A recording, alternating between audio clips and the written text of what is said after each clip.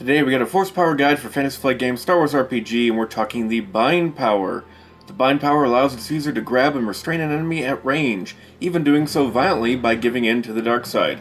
And this is basically where things like Force Choke come from. Mechanically, this power is for a bit more advanced Force users, and the base version of the Bind Power allows you to hold an enemy in place while, if you choose to, do damage as well, crushing and twisting their body in your grasp.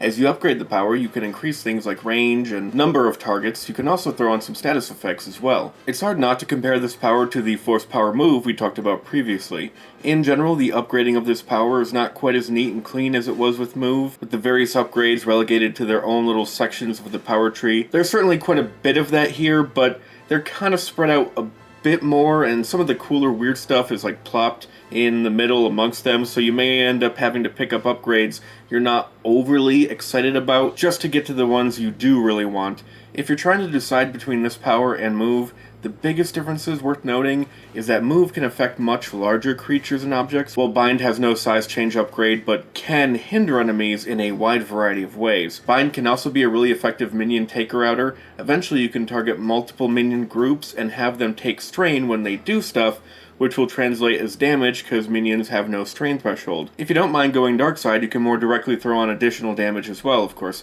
as I mentioned earlier. You could also take the more single target debuffer approach, make you the de facto boss restrainer with your various debuff and hindrance type upgrades piled on top. And of course, once you max this out, you have a power with a wide variety of things with which to use the power for.